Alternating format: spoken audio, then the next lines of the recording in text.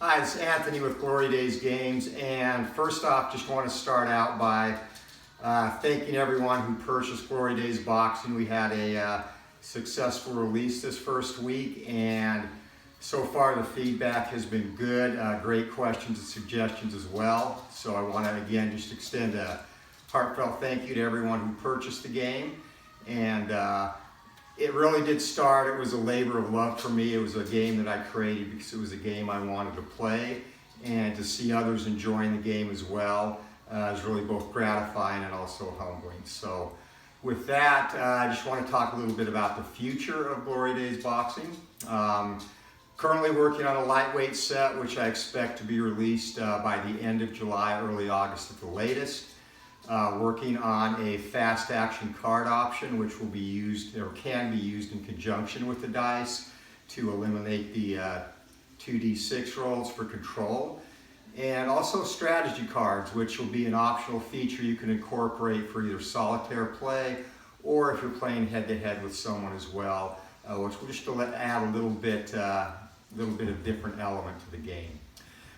Tomorrow, Sunday, we're going to do a live fight, and at the conclusion of which we will have a giveaway of a boxed version of the game, a printed boxed version, just as a way to again say thank you to the community for the support, and also for again making our release week successful. So thank you again, and we're going to talk a little bit about the rest of this video will be about the option to do a career play or different ways to set up the game, so it's not just simulations of what if matchups, but also a way to simulate, I guess, like a career with fighters debuting and retiring at different time periods. Okay, so what if you want to do a career replay with Glory Days Boxing, or a living, breathing universe where fighters debut, retire, etc., which I have had a couple of questions about. One option, I'm just going to go through a couple of options that I'm going to use. Obviously, it's up to whatever you want to do as a preference, however you want to play the game. But one option would be to take fighters, and going off the heavyweight fighter list, take the first 41 fighters based on their historic debut year, and they would be your first fighters to debut in the game. The remaining 59 would be waiting basically to debut, and you could also go by in order that they were debuted in real life when they enter the game here.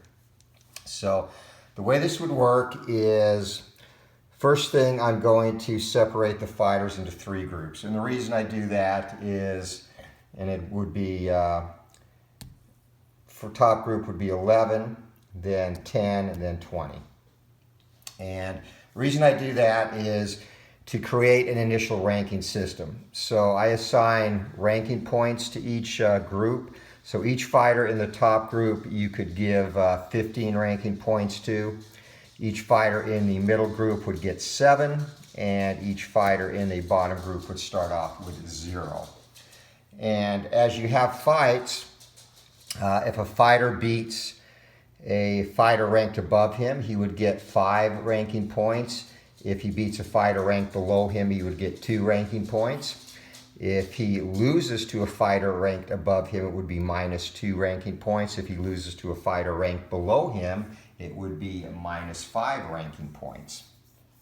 And to set up the initial order, by the way, like I said, I split these randomly. I just deal out the number of cards and then do the initial ranking based on total ring general stars and proceed from there. So you might have, like in this case, and this is not the universe I'm going to go with, but just as an example, you might have a fighter like Mike Tyson in the middle group who's obviously better than 4 or 5 guys in the top group, but that's just how it plays out until he works his way up.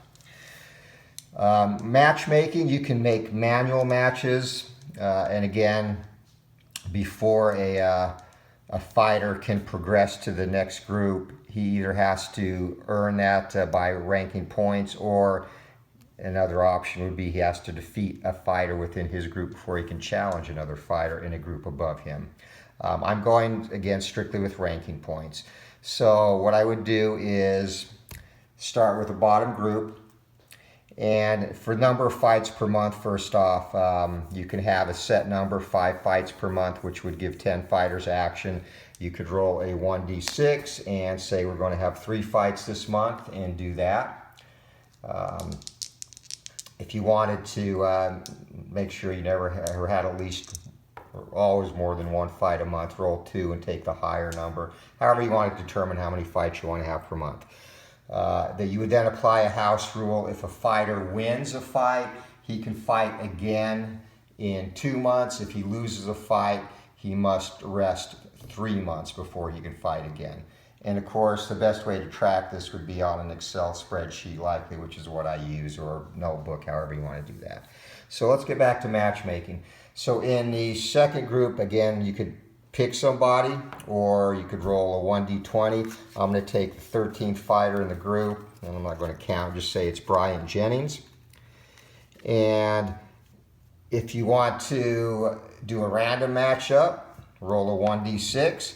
He fights the fighter 5 spots above him. So 1, 2, 3, 4, 5. Bryant Jennings and Jarrell Miller, who is an active fighter now, that would be your first matchup. And the winner of this fight, if Miller wins, he would get 2 ranking points because he beats a fighter below him. If Jennings wins, he would get 5 ranking points because he beats a fighter ranked above him. And you then readjust your rankings based on performance points, and pretty much as simple as that. And again, you can do any formula or method you want to use. I'm just showing you what I'm going to do in the universe I'm going to have. So if we had 3 fights a month, I would go 1 each group. If it was 4, I'd go 2, 1, 1. And that way the fights are kind of distributed evenly between the groups. And again, that's the user preference, however you want to do that. But I always start at the bottom and then move up to the middle and finally the top group. In terms of challenging for a title, you can only challenge for a title if you're in the top group. So say there's 11 fighters here, Frazier's the champion. To determine his challenger, roll a 1d6. He'd take on the number 10 ranked heavyweight, which Jim Flynn, who will very shortly be out of the top 10 if this was a real universe because he's horrible. He just got lucky now. That would be Frazier's first title defense. And champions must make, you could put a minimum number, must make at least 2 title defenses over a game year. Ranking points you can also adjust if a fighter, obviously if a fighter wins the heavyweight title, you could give him more ranking points, a total of 10, say, for winning that championship. Losing the heavyweight title could be -5. And again, the point system is totally up to you, however you want to do that.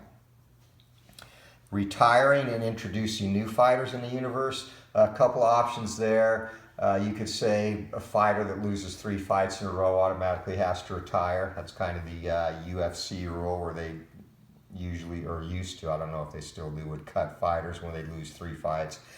Or just randomly roll again a 1d6 and say, okay, we're going to have 2 fighters retire this year. And at that point, you could select the groups that they retire from, or do another dice roll to determine which group they retire from. Or you could say the 2 lowest ranked fighters in the bottom group have to retire, etc. And then you introduce new fighters into the universe. And again, the way I'm going to do it, I would do the next 2 fighters in terms of their real life debut. They would then join the universe and start in the bottom group and have to work their way up, starting with 0 ranking points. So that's just kind of a brief, brief overview or suggestion of how to do a career type replay with Glory Days Boxing and have fighters retire, debut, etc. And as we go along, of course, as more fighters get added to the game as well. Next up will be lightweights, as I've announced. After that will be middleweights. And third, I had planned to do the fictional set, but really want to leave that up to the people playing the game because there's a lot of great fighters out there. Obviously, I'm going to do the original 8 weight divisions. would you like to see fictional as a third release, or welterweights, which of course has a plethora of amazing fighters? The original Sugar Ray Robinson, he's going to be a welterweight. Obviously had great success as a middleweight too, but I think his best work is at welter, so that's where he will debut. Eventually he'll probably get a middleweight card as well. But in addition to him, the next Sugar Ray Leonard, of course, Hitman Hearns, Pepino Cuevas, Henry Armstrong, who I'm going to have as a welterweight versus, and Armstrong is an interesting fighter. He was the only fighter in history. He briefly held world titles in 3 of the original 8 weight classes. He held simultaneously the welterweight, lightweight, and featherweight title before relinquishing the featherweight title. He also fought for the middleweight title, and that result was a draw in a fight many fought. He won. So he'll be in the welterweight division. De La Hoya, Mayweather Jr., a lot of great fighters there. Or the third option would be a lighter weight class, bantamweights. Great fighters there going back in history. Terrible Terry McGovern, George Dixon, coming up to more modern times, of course, Orlando Canizales, Jeff Chandler, which was a very exciting fighter out of Philly from the 80s. So a lot of good little guys that need some love too. So kind of chime in with your comments there. What do you want to see as a release after the middleweight set? Other things we're working on, I mentioned it, fast action cards, which would take the place of the red and white 1d6s in the game if you choose to use them instead. The neat thing about those as well is they would also serve as a timing mechanism where you would mix them up, shuffle out 9 cards per round, and then you flip 9 cards, the round is over.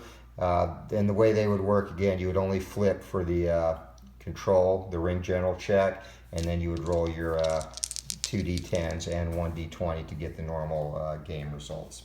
And that would speed up the game a little bit, and again give you an easy timing mechanism where you know after 9 cards the round's over, which I'll probably end up playing that way once I get the fact cards done. Strategy cards are also on the horizon. Been working on those. The way those are going to work is there's going to be 2 different strategy types. What I call a flash strategy, which is almost like a short-term benefit or a immediate opportunity to save, say prevent a knockdown.